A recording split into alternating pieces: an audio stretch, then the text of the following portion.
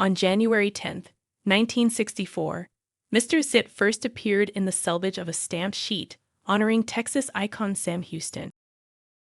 Prior to the creation of zip codes, the U.S. had postal districts or zones for use in larger cities. As towns and cities grew, the post office needed a more organized system to help separate the mail. In 1944, Postal Inspector Robert Moon submitted a proposal calling for a 3-digit zip code to help sort the mail. For this, Moon is often considered the father of the zip code, though it wasn't implemented for nearly 20 years.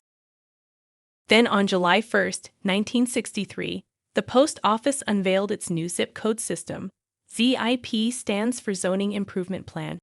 In the 5-digit codes, the first 3 numbers represented the sectional center facility, while the last 2 numbers were often the same as the old postal zone numbers. The introduction of zip codes was a big change. Not everyone adapted quickly, and that's where Mr. Zip comes in. The design of Mr. Zip is credited to Howard Wilcox, who first created the character for a New York bank's Bank by Mail campaign. The Post Office Department acquired the rights to the character, changed it slightly, and named him Mr. Zip. Less than a year after zip codes were introduced, Mr. Zip first appeared in the selvage of a U.S. stamp sheet. He was pictured in the bottom left-hand corner of the Sam Houston stamp sheet issued on January 10, 1964. Over the years, Mr. Zip was added to more than 350 stamp sheets, leading to a fun new collecting trend. In 1972, the Zippy Collectors Club was created for people collecting stamps, with Mr. Zip in the selvage. Mr. Zip quickly became infused into American culture. The post office was determined to get everyone to use zip codes, so they launched a massive advertising campaign.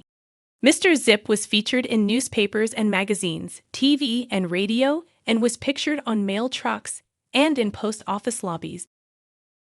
One of the main goals of Mr. Zip was to appeal to children, so they would grow up knowing to use zip codes. Soon Mr. Zip had his very own comic strip and board game. Plus, he was pictured on a variety of memorabilia, including a thermos set and tin bank. Later, he appeared on a toy mail car, toy train, jewelry, clothes, mugs, and a bobblehead. In the 60s, children were also encouraged to include the North Pole's zip code on their letters to Santa. Celebrities also lent their talents to the Mr. Zip campaign. Singer Johnny Puleo did a commercial with Mr. Zip, and Ethel Merman did a promotional jingle to the tune of Zip-a-dee-doo-dah that was featured in a Mr. Zip commercial. The Mr. Zip craze lasted nearly 20 years, until the introduction of Zip +4 in 1983, though he continued to occasionally appear until 1986. Mr. Zip re-emerged in 2013. That year, the USPS pictured Mr. Zip on the back of a couple stamps to honor the 50th anniversary of the zip code system.